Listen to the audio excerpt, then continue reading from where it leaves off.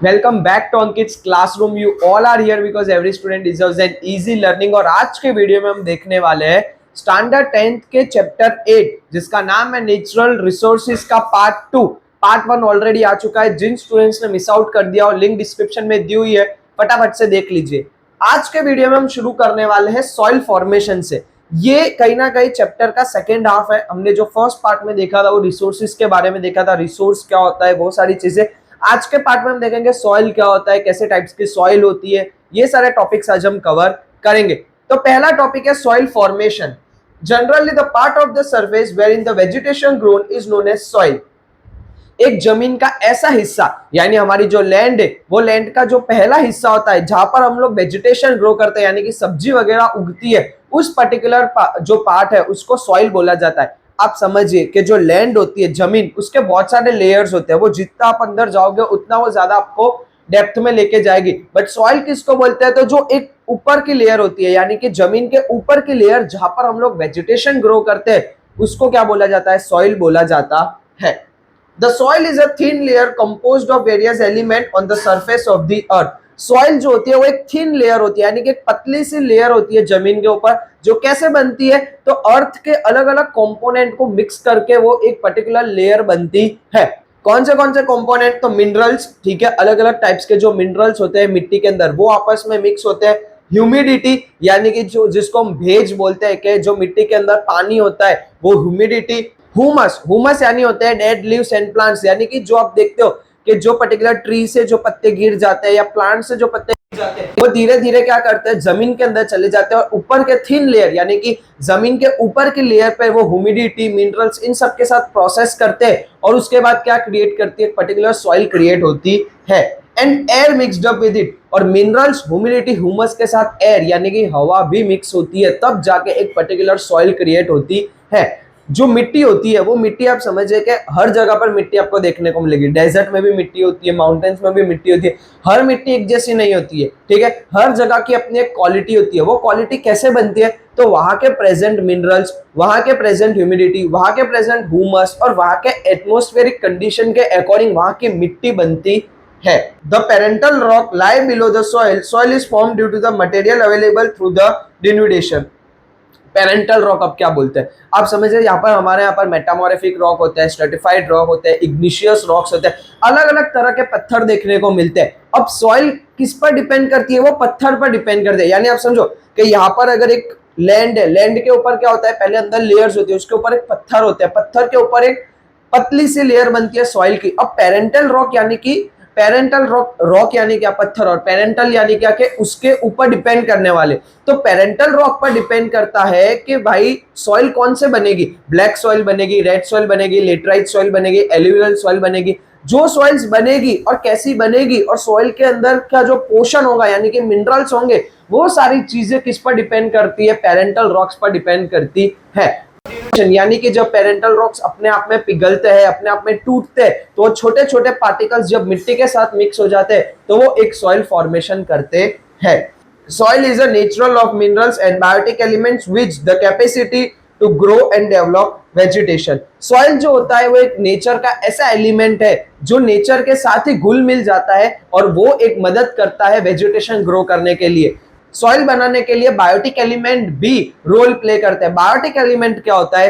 तो living organism, ऐसे elements जो हमारे यहाँ पर लिविंग ऑर्गेनिज्म में आते हैं, जो जिंदा है, उनको बायोटिक एलिमेंट बोला जाता है। लीव्स भी एक बायोटिक एलिमेंट में आते हैं, इंसेक्ट एक बायोटिक एलिमेंट में आते हैं। तो ये सारे लोग जब आपस में प्रोसेस करते हैं तब जाके एक ऐसी मिट्टी बनती है जिस मिट्टी से हम लोग वेजिटेशन कर सकते हैं, यानी कि अनाज उगा सकते हैं, सब्जियां उगा सकते हैं, बाकी सारा वेजिटेशन भी हम लोग कर सकते हैं। इन शॉर्ट हम समझे तो सॉइल फॉर्मेशन क्या होता है? एक जमीन का ऐसा हिस्सा जो एक पतला सा लेयर होता है ऊपर से, उसको सॉइल बोला जाता है। सॉइल बनने के लिए मिनरल्स यानी कि अलग अलग तरीके के जो मिनरल पोषण होते हैं वो, ह्यूमिडिटी यानी कि जो भेज होता है, जो पानी वाला हिस्सा होता है वो, ह्यूमस यानी कि जो डेड प्लांट्स होते हैं वो, और एयर, जब ये सब मिक्स होते हैं तब जाके कहीं ना कहीं एक सॉइल फॉर्मेट होती है। उसके बाद सॉइल कौन से क्वालिटी की होगी, उसके अंदर कौन से आपको अलग अलग मिनरल्स देखने को मिलेंगे, तो वो डिपेंड करता है पेरेंटल रॉक पे, यानी कि उसके नीचे, सॉइल के नीचे कौन से रॉक है, उसके अंदर जो डिन्यूडेशन की प्रोसेस होती है, उसके बाद वो पर्टिकुलर सॉइल की क्वालिटी डिसाइड होती है। सॉइल जो होती है वो एक ऐसा नेचुरल एलिमेंट है जो बायोटिक एलिमेंट्स और नेचुरल एलिमेंट्स के साथ प्रोसेस करता है और उसके अंदर अपनी एक ऐसी क्वालिटी होती है, उसके अंदर अपना एक ऐसी क्षमता होती है कि वो कोई भी वेजिटेशन को ग्रो कर सकता है। अब नेक्स्ट टॉपिक आता है सॉइल। सॉइल होता क्या है? The uppermost layer of the crust of the earth is called soil, which contain minerals and biotic element necessary for the growth and development of vegetation. Crust हमारा अर्थ जो होता है ना, अर्थ के अंदर लेयर्स होती है, उसमें से सबसे ज्यादा क्रस्ट होता है, सबसे डीप डाउन। क्रस्ट यानी जहां पर लावा वगैरह होता है, जहां पर अग्नि होती है, ये सारी जगह, उस पर से सबसे ऊपर का लेयर यानी अर्थ जो होता है, आप जितना नीचे अंदर खोदोगे उतना आपको अर्थ मिलेगा, ठीक है, हीट आपको देखने को मिलेगी, बट वो अर्थ का सबसे ऊपर का जो हिस्सा होता है उसको बोला जाता है सॉइल। सॉइल के अंदर अलग अलग मिनरल्स और अलग अलग बायोटिक एलिमेंट एक दूसरे के साथ घुल मिल जाते हैं, एक प्रोसेस करते हैं और एक ऐसी चीज बनती है जिसके ऊपर वेजिटेशन ग्रो हो सकता है, यानी कि वहां पर हम लोग सब्जी या फिर दूसरे अनाज उगा सकते हैं। Their proportion is not the same everywhere. Soil का जो प्रोपोर्शन होता है वो हर जगह पर सेम बिल्कुल भी होता नहीं है। सॉइल जो होती है वो कहीं पर क्वालिटी वाली मिलेगी, कहीं पर बिना क्वालिटी की मिलेगी, ठीक है, कहीं पर मिलेगी, कहीं पर बिल्कुल मिलेगी ही नहीं। यानी कि सॉइल ऐसा नहीं होता है कि पूरी दुनिया में हर जमीन पर आपको सॉइल देखने को मिलती है, ऐसा नहीं होता है। सॉइल हर जगह पर अपना अपने क्वांटिटी में देखने को मिलेगी। Thus, soil is the layer or the surface of the matter formed due to the mixture of the scattered material of the parental rocks and vegetation. In short, soil एक ऐसा प्रोपोगंडा बनता है जब vegetation, यानी कि आप समझिए कि कोई भी चीज होती है, ठीक है, अनाज उगता है या वेजिटेशन उगता है, तो जब उसका हार्वेस्ट किया जाता है यानी कि उसको निकाला जाता है, तो सारी चीजें नहीं निकाली जाती, कुछ चीजें जमीन में ही रह जाती है या कुछ चीज गलती से वहां पर गिर जाती है। तो वहां पर क्या होता है, वो चीज जमीन में थोड़ा लेयर जाने के बाद प्रोसेस करना शुरू करती है। वो प्रोसेस में मदद कौन करता है? तो एक तो वहां का क्लाइमेट कंडीशन, यानी कि वहां पर ठंडी है, गर्मी है, बारिश है, वो चीज एक रोल प्ले करती है। उसके बाद वहां के बायोटिक एलिमेंट जैसे कि जो पत्ते पेड़ से गिर जाते हैं वो पत्ते, उसके अलावा जो इंसेक्ट होते हैं, छोटे छोटे जो जीव जंतु कीड़े होते हैं, वो भी अपने अंदर न्यूट्रिशन लेके, कभी फार्मिंग के अंदर ये इंसेक्ट का होना भी जरूरी होता है। क्यों? क्योंकि वो इंसेक्ट उस पर्टिकुलर जो फ्रूट या पर्टिकुलर जो वेजिटेबल उगता है उसके अंदर न्यूट्रिशन रिलीज करते हैं। तो ये सारी चीजें जब एक प्रोसेस होती है तब जाकर एक मिट्टी, एक सॉइल बनती है। Factor of denudation prepare very thin layer through the denudation of rocks. Denudation of rocks क्या होता है? तो rocks जो होते हैं, मतलब बड़े बड़े जो पत्थर होते हैं वो जमीन के अंदर रहते हैं। हजारों सालों की प्रोसेस के बाद वो जो पत्थर होता है वो टूटने लगता है या क्रैक आते हैं या फिर वो पिघलने लगते हैं। जब वो पत्थर पिघलकर ऊपर आने लगते हैं, यानी कि अर्थ के लेयर पे ऊपर आने लगते हैं, तब वो सॉइल के साथ मिक्स होते हैं। और रॉक्स के अंदर जो क्वालिटी होती है उसके ऊपर से सॉइल की क्वालिटी डिपेंड करती है। इग्निशियस रॉक्स होते हैं, मेटामॉर्फिक रॉक होते हैं, स्ट्रेटिफाइड रॉक होते हैं। उसके अलावा जो अलग अलग तरह के पत्थर होते हैं वो पत्थर के ऊपर डिपेंड करता है कि आपकी सॉइल की क्वालिटी कैसी होगी, या वो ब्लैक सॉइल होगी, रेड सॉइल होगी, लेटराइट सॉइल होगी, एलुवियल सॉइल होगी, माउंटेन सॉइल होगी, डेजर्ट सॉइल होगी। ये सारी सॉइल्स के बारे में हम लोग इन डिटेल पढ़ने वाले हैं। उसके बाद vegetation and insect added to this, ठीक है, यही सॉइल के अंदर वेजिटेशन और इंसेक्ट भी ऐड होते हैं। वेजिटेशन यानी क्या होता है? यानी कि जो चीज उग चुकी है, ठीक है, वो वापस उसके अंदर यूज होती है, जैसे कि सीड्स, ठीक है, अगर मेरे को कुछ भी आज उगाना होता है तो मेरे को उसके पहले सबसे पहले सीड्स डालने पड़ेंगे। तो वो सीड्स जब जाते हैं और उसके बाद जब इंसेक्ट्स उसके साथ प्रोसेस करते हैं तब भी सॉइल का एक फॉर्मेशन होता है। The biotic element play an important role in the development of vegetation. Vegetation को डेवलप करने के लिए एक और चीज जो हमने पहले भी देखी कि बायोटिक एलिमेंट यानी कि ऐसी चीजें जो लिविंग ऑर्गेनिज्म के अंदर आती है, जो एक इकोसिस्टम के अंदर आती है हमारे, वो इकोसिस्टम के अंदर जो रोल प्ले होता है वो सबसे ज्यादा इंपॉर्टेंट होता है। इकोसिस्टम आप समझिए कैसा होता है कि जो घास उगता है वो घास गाय खाती है, ठीक है, तो गाय जो घास खाती है बाद में जो उनका काउ डंग होता है, यानी ठीक है देसी लैंग्वेज में जिसको हम गोबर बोलते हैं, जब वो आता है तो वो भी एक न्यूट्रिशन वाली चीज होती है। फार्मिंग के अंदर उसका भी यूज होता है। तो इसको बोला जाता है इकोसिस्टम, कि जब कोई बायोटिक एलिमेंट वही चीज को कंज्यूम करके रिलीज करता है और उसका यूज वापस वेजिटेशन करने में होता है, तो वो एक पूरा इकोसिस्टम क्रिएट होता है। Climate is important in soil formation. अब क्लाइमेट एक बहुत ज्यादा इंपॉर्टेंट रोल प्ले करता है। आप समझिए कि अगर मुझे एक ऐसी चीज उगानी है, जैसे मुझे एप्पल्स उगाने हैं, तो एप्पल कभी भी गर्मी में उगेंगे नहीं। एप्पल उगाने के लिए एक ठंडा क्लाइमेट चाहिए, यानी कि एक कोल्ड एटमॉस्फेयर चाहिए। इसीलिए एप्पल्स जो होते हैं वो नॉर्थ में आप देखोगे हिमाचल साइड ज्यादा उगते हैं, जबकि नॉर्थ के साइड नहीं उगते। अगर अब हम चावल की बात करें यानी कि राइस, तो राइस के लिए हमको चाहिए पानी ज्यादा चाहिए होता है, तो वो ऐसी जगह पर उगता है जहां पर इरिगेशन फैसिलिटी बहुत अच्छे से हो, जहां का क्लाइमेट में बारिश देखने को मिले। तो इस तरीके से क्लाइमेट रोल प्ले करता है कि हर एक जगह पर हर एक वेजिटेशन नहीं हो सकता है, क्लाइमेट के ऊपर डिपेंड करता है कि कौन सा वेजिटेशन कहां पर होगा। उसके बाद different types of rocks in that region over a long time. Soil के फॉर्मेशन में मैंने बोला कि पत्थर का मेन इंपॉर्टेंट होता है। एक हजारों सालों तक वो पर्टिकुलर एरिया में जो पत्थर वहां पर देखने को मिलते हैं, ये जो सॉइल फॉर्मेशन की प्रोसेस होती है वो 1 2 या 10 दिन की नहीं होती है, इसके अंदर बहुत सारा टाइम लगता है। ठीक है, एक सॉइल बनने में मे बी 100 of years लगते हैं। क्यों? क्योंकि वो जो एक प्रोसेस होती है, नेचर की प्रोसेस, वो बहुत ज्यादा स्लो और न्यूट्रिशन वाली हो रही होती है। रॉक्स की बात करते हैं तो वही के जहां पर बहुत टाइम से सेम टाइप के रॉक्स देखने को मिलेंगे, आपको वहां पे वो सॉइल देखने को मिलेगी। जैसे माउंटेन्स में जाते हो तो माउंटेन सॉइल देखने को मिलती है। क्यों माउंटेन सॉइल देखने को मिलती है? क्योंकि हजारों सालों से वहां पर पहाड़ी है, पहाड़ के अलावा उधर कुछ था ही नहीं, तो वहां की क्वालिटी और सॉइल की क्वालिटी क्या हो जाती है? मिक्सअप हो जाती है। Soil are classified on the basis of their colour, climate, parental rock structure, humus etcetera. Soil को क्लासिफाई कैसे करते हैं?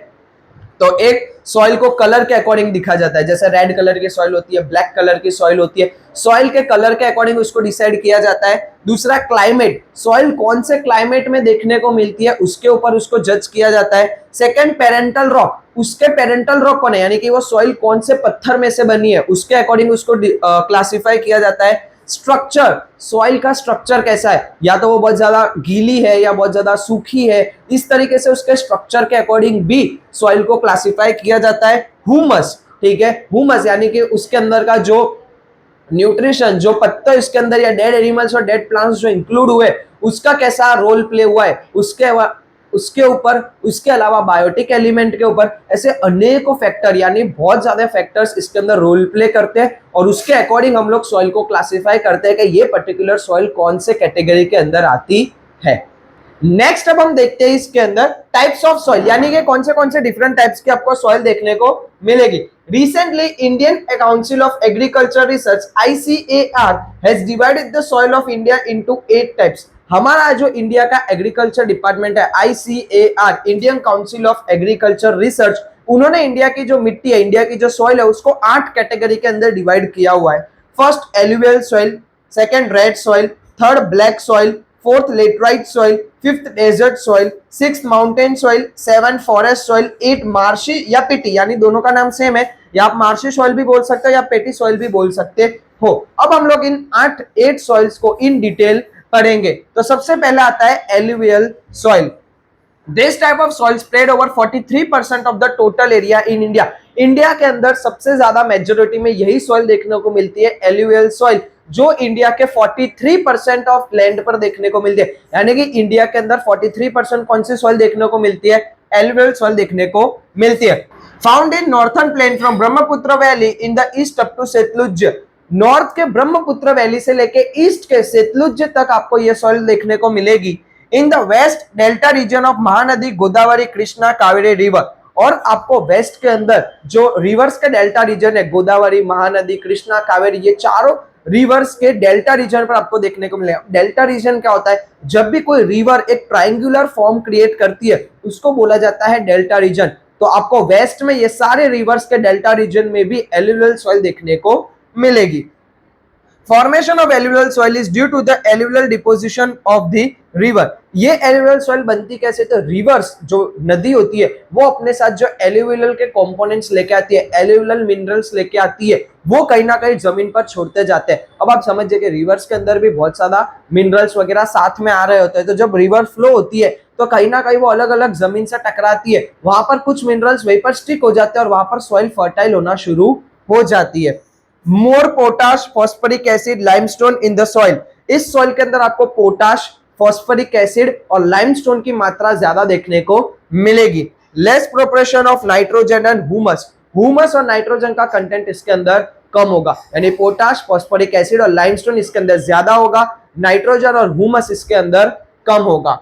If pulses are in grown in this soil the nitrogen content can be stabilize. अगर इसके अंदर pulses grow होते हैं यानी कि दाल जो होती है वो अगर यहाँ पर उगाते हैं तो इसके अंदर का जो नाइट्रोजन लेवल है जो कम है वो स्टेबलाइज अपने आप हो जाता है, क्योंकि उसके सीड्स के अंदर भी नाइट्रोजन का कंटेंट होता है जिसकी वजह से मिट्टी के अंदर नाइट्रोजन स्टेबलाइज हो जाता है।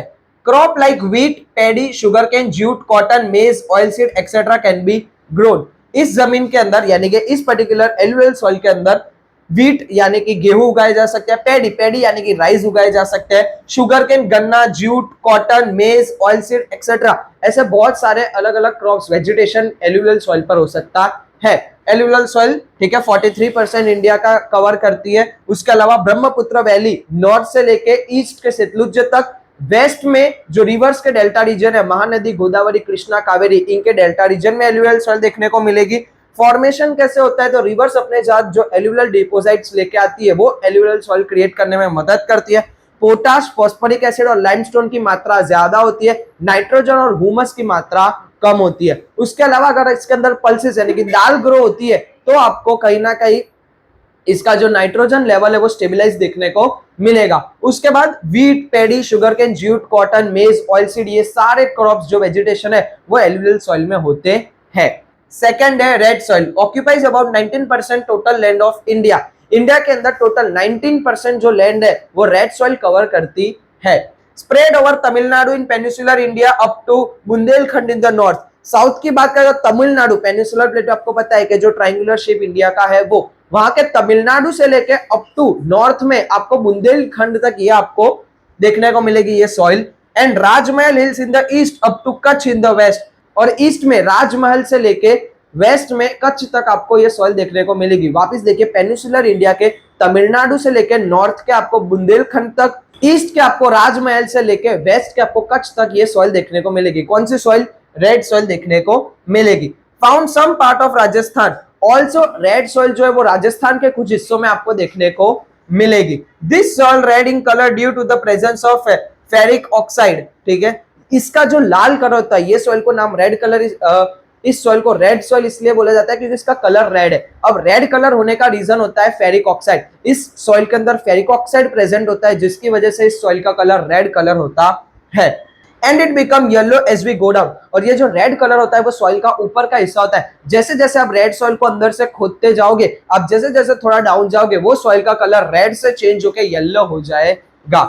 Lime, gravel and carbonate are not found. इस सॉइल के अंदर लाइम, ग्रेवल और कार्बोनेट बिल्कुल भी देखने को मिलेंगे नहीं।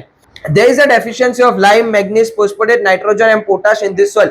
इस सॉइल के अंदर आपको लाइम, मैग्नीशियम, फॉस्फेट, नाइट्रोजन और पोटाश देखने को मिलेंगे। Crops like millet, cotton, wheat, jowar, linseed, groundnut, potato etcetera are grown. ये सारे जितने भी आपने देखे ये सारे जो वेजिटेशन है वो इस सॉइल रेड सॉइल के अंदर होते हैं। रेड सॉइल का क्विक 19% इंडिया का कवर करते हैं। स्प्रेड ओवर तमिलनाडु, तमिलनाडु से लेके ऊपर नॉर्थ में बुंदेलखंड तक, ईस्ट में आप देखते हो तो राजमहल से लेके वेस्ट में कच्छ तक ये स्प्रेड हुई है। राजस्थान के कुछ हिस्सों में भी आपको ये सॉइल देखने को मिलेगी। इसका जो लाल कलर होता है, रेड कलर होता है, वो क्यों होता है तो फेरिक ऑक्साइड की वजह से होता है। और आप जैसे जैसे डाउन जाओगे तो आपको इसका कलर चेंज होकर येलो कलर देखने को मिलेगा। लाइम, ग्रेवल और कार्बोनेट इसके अंदर बिल्कुल भी प्रेजेंट होते नहीं है। मैग्नीज, फॉस्फेट, नाइट्रोजन, पोटाश ये सारी चीजें आपको इस सॉइल के अंदर देखने को मिलेगी। दूसरा कि crops like millet, cotton, wheat, jowar, linseed, groundnut, potato etcetera ये सारी चीजें आपको यहाँ पर उगती हुई दिखेगी रेड सॉइल के अंदर। नेक्स्ट जो सॉइल है उसका नाम है black soil. Black soil also known as regur soil, about 15% total area of India. Black soil को रेगुर सॉइल भी बोला जाता है। 1 मार्क्स में आता है कि black soil is also known as dash, तो आपको लिखना है रेगुर सॉइल। कभी एग्जाम में क्वेश्चन को ट्विस्ट करना है, ऐसा पूछेगा राइट अबाउट रेगुर सॉइल, तो भी आपको ब्लैक सॉइल के बारे में ही लिखना है। इंडिया का टोटल 15% एरिया जो है वो ब्लैक सॉइल कवर करती है। फाउंड बिकॉज स्प्रेडिंग ऑफ डिकेन लावा, तो जो लावा होता है, ठीक है, जो गर्म लावा होता है, जब वो धीरे धीरे ठंडा पड़ जाता है, बहुत टाइम तक ठंडा पड़ जाता है, जब वो जमीन के साथ मिक्स होने लगता है तब जाके ब्लैक सॉइल कहीं ना कहीं बनती है। Found in Maharashtra, western Madhya Pradesh, Andhra Pradesh and certain part of Karnataka. कहाँ ये देखने को मिलती है तो महाराष्ट्र में देखने को मिलती है, वेस्टर्न मध्य प्रदेश में देखने को मिलती है, आंध्र प्रदेश में देखने को मिलती है, कर्नाटका के कुछ हिस्सों में देखने को मिलती है। गुजरात में ये सॉइल देखने को मिलती है सूरत, भरूच, नर्मदा, वडोदरा, तापी और डांग डिस्ट्रिक्ट। गुजरात के अंदर सूरत, भरूच, नर्मदा, वडोदरा, तापी एंड डांग डिस्ट्रिक्ट में आपको ब्लैक सॉइल देखने को मिलेगी। Lava rocks and climate play important role. Black soil बनाने के लिए सबसे ज्यादा दो ही चीज इंपॉर्टेंट होती है, वो होती है लावा और क्लाइमेट। यानी कि जो लावा होता है, ठीक है, वो निकला, उसके बाद जब वो ठंडा पड़ता है, कैसे ठंडा पड़ेगा, डिपेंड्स ऑन क्लाइमेट। क्लाइमेट ही अगर गर्म हुआ तो कभी ठंडा पड़ेगा ही नहीं। तो जब लावा और क्लाइमेट एक दूसरे के साथ कांटेक्ट में आते हैं, तब जाकर कोई लावा ठंडा होता है और धीरे धीरे वो ब्लैक सॉइल में कन्वर्ट होता है। More iron, lime, calcium, potash, aluminium and magnesium carbonate. इस सॉइल के अंदर आपको ज्यादा लाइम देखने को मिलेगा, आयरन देखने को मिलेगा, कैल्शियम देखने को मिलेगा, पोटाश देखने को मिलेगा, एल्यूमिनियम देखने को मिलेगा और मैग्नीशियम कार्बोनेट भी देखने को मिलेगा। कंसिडर्ड क्वाइट फर्टाइल, और ब्लैक सॉइल जो है उसको ज्यादा फर्टाइल गिना जाता है, यानी कि इसके अंदर पोषण बहुत होते हैं। ब्लैक सॉइल पर जो चीज उगती है वो बहुत ज्यादा अच्छे से उगती है, इसीलिए इसको ज्यादा फर्टाइल माना जाता है। Capacity to retaining more moisture, black soil के अंदर ये कैपेसिटी होती है कि ज्यादा से ज्यादा पानी अपने अंदर एब्जॉर्ब करके रखता है, यानी कि जो मॉइस्चर होता है, जो भेज होता है, वो ये सॉइल अपने अंदर ज्यादा कंटेंट रखती है। Whenever the moisture dries up, they become fissures. जब वो मॉइस्चर खत्म होने लगता है, जब वो सॉइल सूखने लगती है, तो उसके अंदर फिशर्स यानी कि दरारें देखने को मिलती है, जिसको हम बोलते हैं कि दरारें दिख रही है, वो दरारें आपको इस सॉइल के अंदर देखने को मिलेगी। Crops like cotton, linseed, tobacco and urad can grow. Cotton, linseed, tobacco, उड़द, ये सारी चीजें ब्लैक सॉइल पर उगती है। Suitable more to cotton, also called black cotton soil. Black soil पर सबसे ज्यादा अगर कुछ अच्छे से उगता है तो वो उगता है कॉटन, जिसको हम कपास भी बोलते हैं, जिसको हम रुई भी बोलते हैं। ये कॉटन जो है वो ब्लैक सॉइल पर सबसे ज्यादा अच्छे से उगता है, और सबसे ज्यादा कॉटन के लिए सुटेबल जो होती है वो ब्लैक सॉइल होती है, इसीलिए ब्लैक सॉइल को ब्लैक कॉटन सॉइल भी बोला जाता है। यानी टोटल ब्लैक सॉइल का एक तो ब्लैक सॉइल नाम है, रेगुर सॉइल नाम है और ब्लैक कॉटन सॉइल भी नाम है। उसके बाद फोर्थ देखते हैं laterite soil. The name laterite is derived from Latin word later means brick। जो लेटराइट नाम है, तो वो जो लेटराइट वर्ड है वो कहीं ना कहीं लैटिन वर्ड लेटर से बना है और उसका मतलब होता है ब्रिक यानी कि ईट। Red colour due to iron oxide. Laterite soil में भी आपको कहीं ना कहीं रेड कलर थोड़ा बहुत देखने को मिलेगा, और वो रेड कलर का रीजन होता है iron oxide. Soil wet looks like butter. जब ये मिट्टी पानी के साथ होती है, जब ये मिट्टी के अंदर मॉइस्चर होता है, जब ये मिट्टी गीली होती है, तो ये इतनी स्मूथ होती है जैसे कि बटर कितना स्मूथ होता है वैसे ये स्मूथ होती है। When it dry it becomes very hard. But अगर इसके अंदर का मॉइस्चर सूख जाता है, जब ये मिट्टी सूख जाती है, तो ये बहुत ज्यादा हार्ड हो जाती है। Form due to the change of dry and moist climate and due to the prevention of silica based material. ये बनती कैसे है, तो जो क्लाइमेट होता है, जब वो क्लाइमेट के अंदर चेंजेस देखने को मिलते हैं, जब पहले वो वेट क्लाइमेट होता है, उसके बाद जब ड्राई क्लाइमेट होता है, तो कहीं ना कहीं ये सॉइल का फॉर्मेशन शुरू हो जाता है। उसके अलावा जब सॉइल के अंदर सिलिका बेस्ड मटेरियल देखने को मिलता है, तब भी आपको लेटराइट सॉइल का फॉर्मेशन देखने को मिलेगा। Developed in higher areas of peninsular plateau of India. India के पेनिसुलर प्लेट्यू में इसका ज्यादा डेवलपमेंट आपको देखने को मिलेगा। लेटराइट सॉइल आपको इंडिया के पेनिसुलर पार्ट्स में ज्यादा देखने को मिलेगी। More iron, potash and aluminium. इसके अंदर आयरन, पोटाश और एल्यूमिनियम का सबसे ज्यादा इंपॉर्टेंट रोल प्ले होता है, सबसे ज्यादा मैक्सिमम आपको ये देखने को मिलेंगे। Soil is less fertile but cotton, paddy, ragi, sugarcane, tea, coffee etc. can be grown after using fertilizer। Laterite soil जो होती है वो कहीं ना कहीं लेस फर्टाइल होती है, यानी कि इतनी अच्छी फर्टाइल नहीं होती है, वहां पर इतनी सारी अच्छी से चीजें उगती नहीं है। बट आप cotton, paddy, ragi, sugarcane, tea, coffee etcetera ये सारी चीजें उगा सकते हो। कैसे उगा सकते हो, फर्टिलाइजर यूज करने के बाद, मतलब खाद वगैरह यूज करने के बाद आप ये सारी चीजें लेटराइट सॉइल पर उगा सकते हैं। Fifth है desert soil। This type of soil is seen in the area where the climate is arid or semi-arid। Desert soil आपको वहां पर देखने को मिलेगी जहां पर या तो बारिश कम होती है या बिल्कुल होती ही नहीं है। ऐसी जगह पर आपको डेजर्ट सॉइल देखने को मिलेगी। दिस सॉइल इज सैंडी और इनफर्टाइल। ये बेसिकली मिट्टी नहीं, ये रेत होती है। रेत कैसी होती है, एकदम सूखी होती है, बंजर टाइप होती है।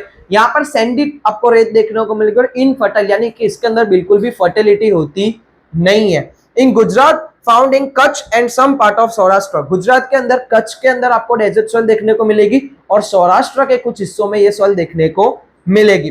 With irrigation facility crops like jowar and millet can be grow. यहाँ पर जुआर और मिलेट उगा सकते हैं, पर उगाने के लिए हमको चाहिए इरिगेशन फैसिलिटी। इरिगेशन फैसिलिटी क्या होता है, तो जब पानी ना होना, बारिश नहीं आना, बट हमको अलग अलग तरीके से वो क्रॉप्स को पानी देना, उसको बोला जाता है इरिगेशन फैसिलिटी। यानी कि डेजर्ट सॉइल के अंदर फर्टिलिटी बिल्कुल भी होती नहीं है, बट फर्टिलिटी न होने के कारण उसके अंदर इरिगेशन फैसिलिटी वगैरह से आप मिलेट और ज्वार उगा सकते हैं। उसके अलावा मेजर कोई क्रॉप्स यहाँ पर डेजर्ट सॉइल के अंदर उगते नहीं है।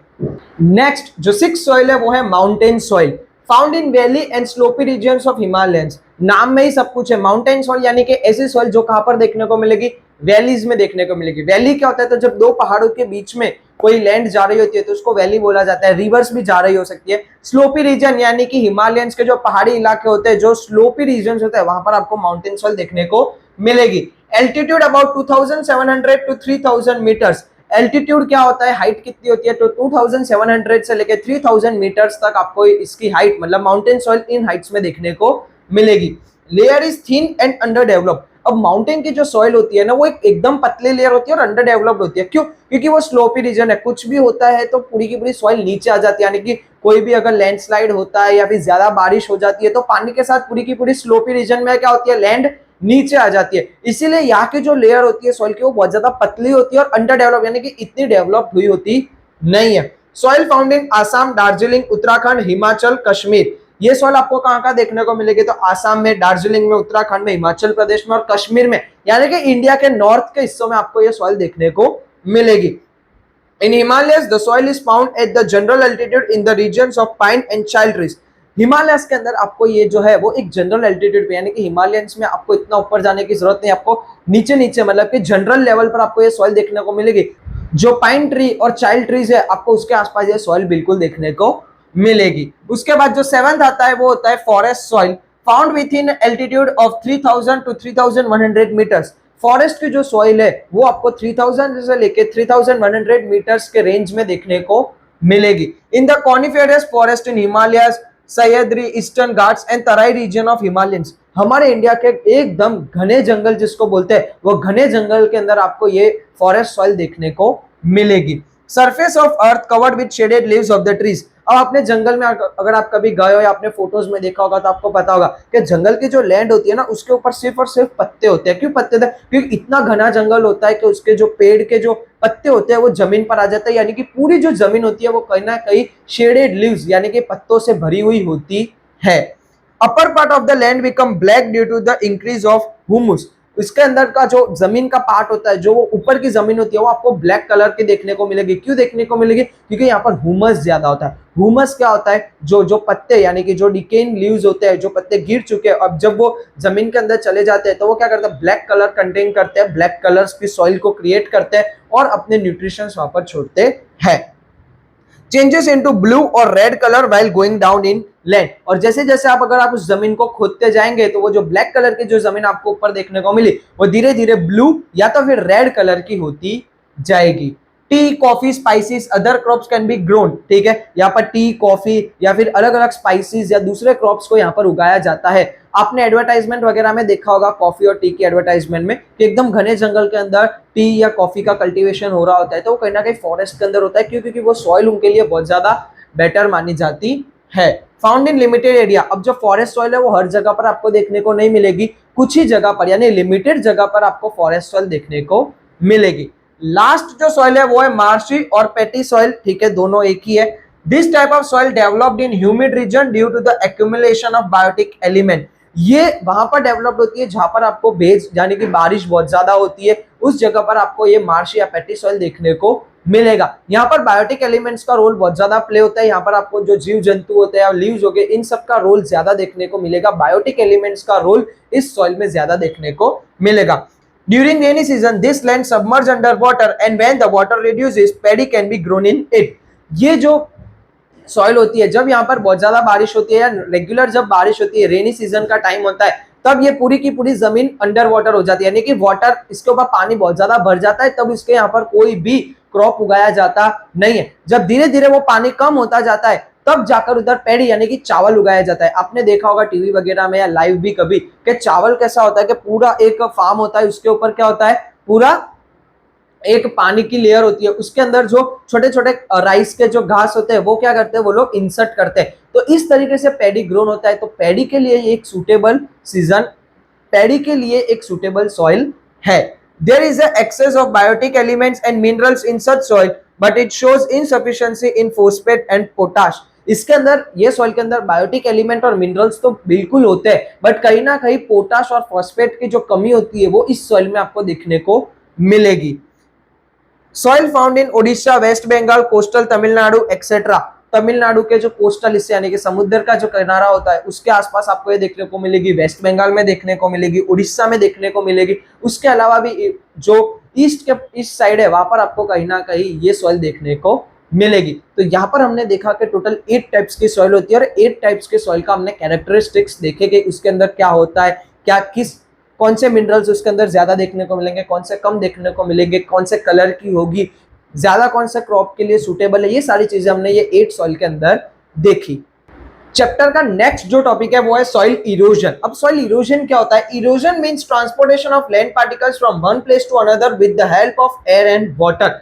जब एक सॉइल पार्टिकल यानी एक मिट्टी का जो पार्टिकल होता है वो एक जगह से दूसरी जगह चला जाता है। अब कैसे चला जाता है? उनके पैर नहीं होते, वो कैसे जाता है? एयर और वाटर से। यानी कि जब बहुत ज्यादा हवा चलती है तो जब मिट्टी उड़ रही होती है तो वो मिट्टी जो सॉइल पार्टिकल्स होते हैं वो अच्छी फर्टाइल मिट्टी उड़ के एक जगह से दूसरी जगह चली जाती है। या कभी पानी बहुत ज्यादा आ जाता है, फ्लड आ जाता है, तो पानी के साथ पूरी की पूरी मिट्टी एक जगह से दूसरी जगह चली जाती है।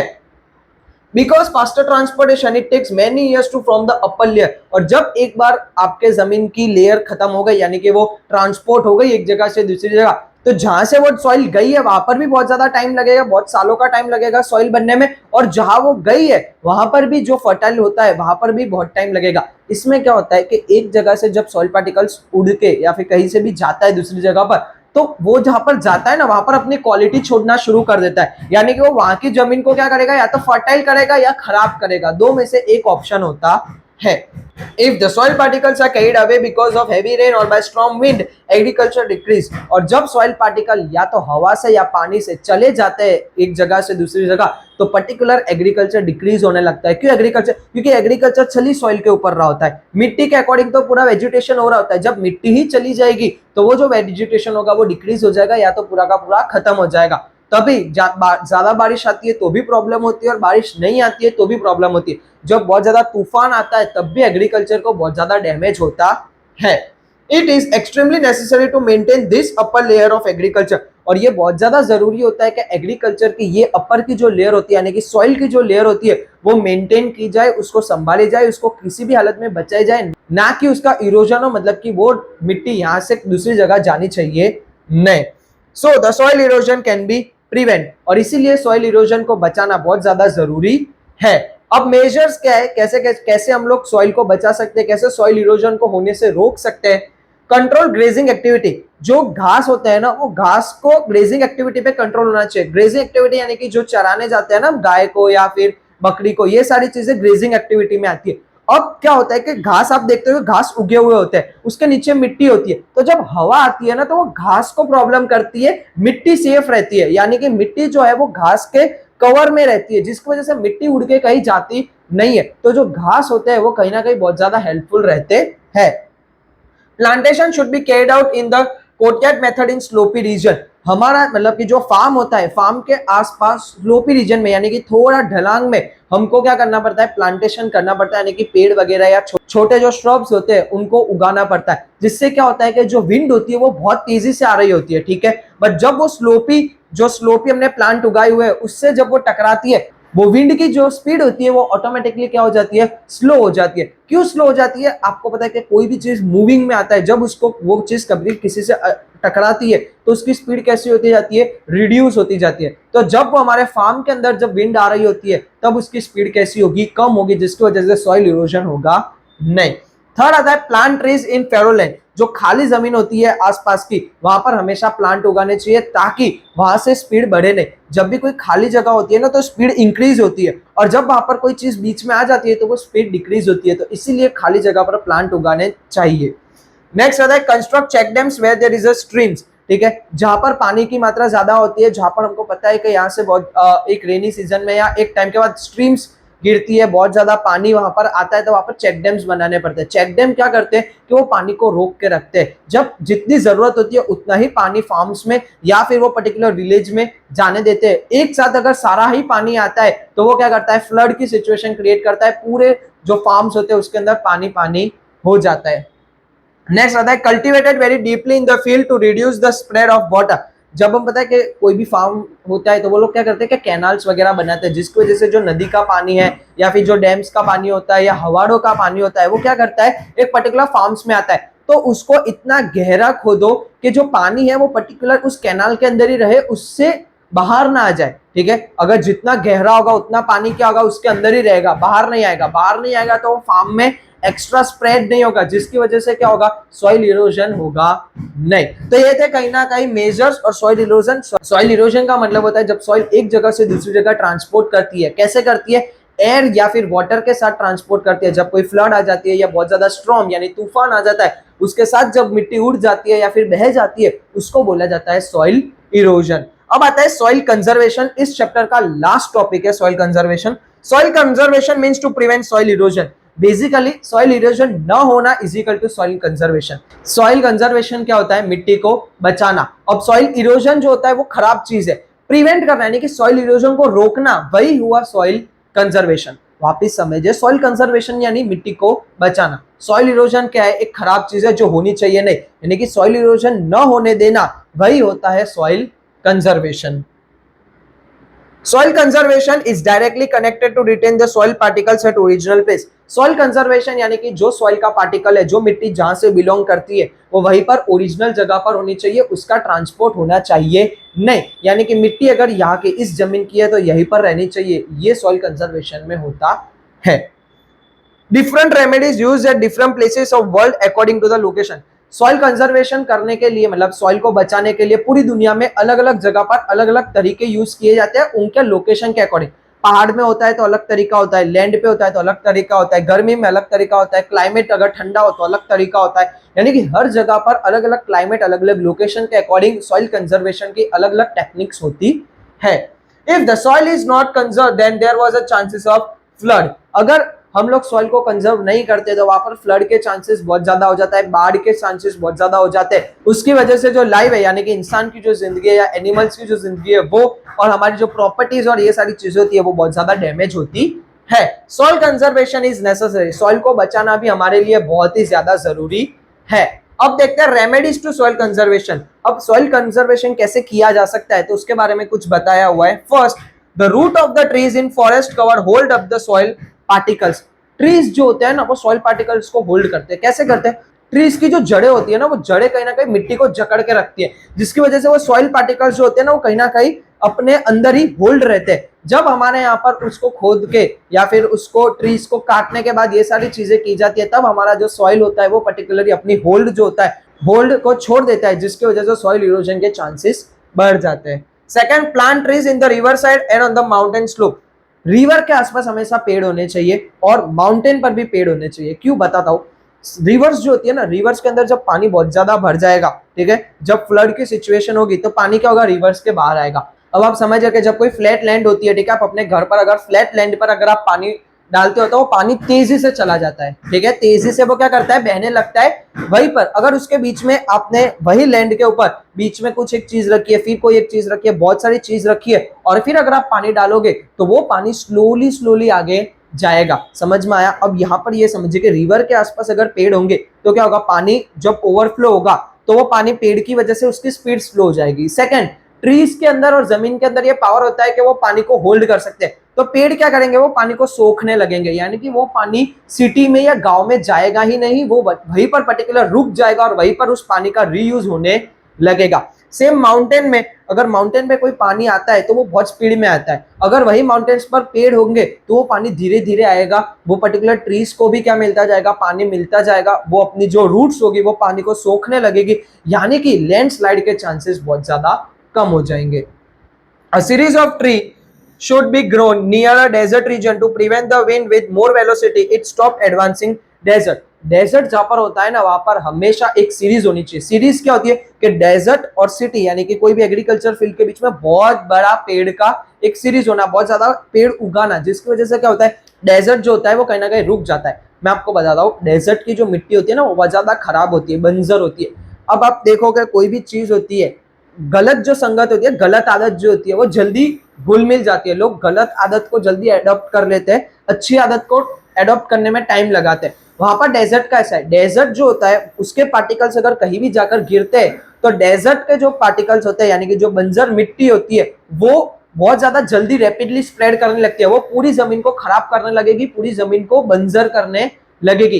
कौन सी? डेजर्ट की जो मिट्टी होती है वो बाकी सारी मिट्टियों को क्या करती है, जल्दी खराब करना चालू कर देती है। डेजर्ट पर तो वैसे भी बहुत कम एग्रीकल्चर होता है, बाकी सारी जमीन पर भी फिर अपने आप क्या होने लगेगा, कम एग्रीकल्चर होने लगेगा। इसीलिए डेजर्ट को रोकने के लिए, डेजर्ट से क्या होती है मिट्टी बहुत ज्यादा स्पीड में आती है, क्योंकि डेजर्ट है वहां पर कोई रोक टोक नहीं होती, हवा बहुत स्पीड पे चल रही होती है, तो वो जो डेजर्ट होता है वो बहुत ज्यादा स्पीडीली हमारे यहाँ पर आ जाता है। इसी की वजह से वहां पर बीच में एक सीरीज होनी चाहिए ट्रीज की। यहाँ का बेस्ट एग्जांपल होता है थार डेजर्ट और अरावली रेंज। हमारा जो राजस्थान का थार डेजर्ट है वो इतना बड़ा डेजर्ट है और उसके बीच में आता है अरावली रेंज। अरावली रेंज की वजह से ही थार डेजर्ट रुका हुआ है। ऐसा रिसर्च के अकॉर्डिंग बोला जाता है कि अगर अरावली रेंज नहीं होती तो अभी तक पूरा राजस्थान और आधा गुजरात डेजर्ट बन चुका हुआ होता। तो इसी वजह से ये अरावली रेंज की वजह से जो थार डेजर्ट है वो वहीं पर रुका हुआ है, बाकी कहीं पर भी कोई इफेक्ट देखने को मिलती नहीं है। तो ये सारी चीजें क्या करती है, एक सॉइल इरोजन को रोकती है और सॉइल कंजर्वेशन को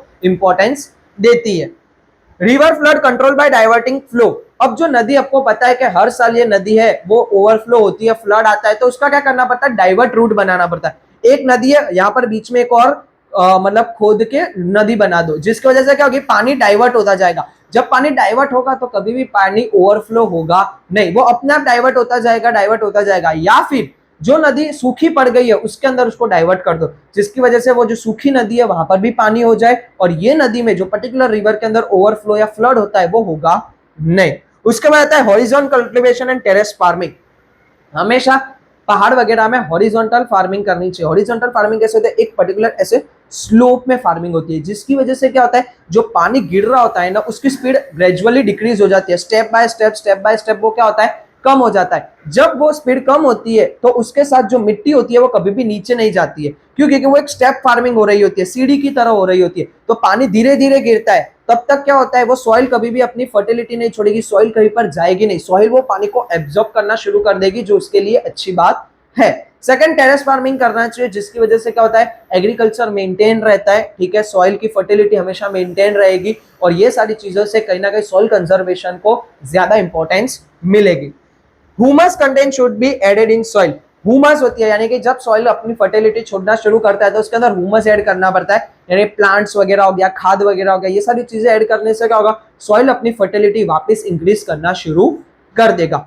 सो यहाँ पर चैप्टर 8 खत्म हो जाता है। यहाँ पर हमने चैप्टर 8 को दो हिस्सों में बांटा था। फर्स्ट जो पार्ट आ चुका है वो है रिसोर्सेज का, और सेकंड जो पार्ट है वो पर्टिकुलर पूरा है सॉइल का, टाइप्स ऑफ सॉइल का, सॉइल इरोजन का, सॉइल कंजर्वेशन का, जिसकी वजह से आपको कोई कंफ्यूजन ना हो दोनों के बीच में, आप दोनों अच्छे से पढ़ पाए। आप वीडियो में कमेंट्स करके बताइए कि आपको वीडियो कैसा लगा, एक्सप्लेनेशन कैसा लगा, और आपको कोई भी डाउट्स हो तो कमेंट्स में लिख दीजिए। व्हाट्सएप चैनल को ज्वाइन कर दीजिए जिसकी लिंक डिस्क्रिप्शन में दी हुई है, डायरेक्ट मुझे व्हाट्सएप पर डीएम कीजिए ताकि मैं आपके डाउट सॉल्व कर पाऊं। लाइक कीजिए, शेयर कीजिए, सब्सक्राइब कर दीजिए और सपोर्ट करते रहिए। जय हिंद, जय Bharat, thank you very much.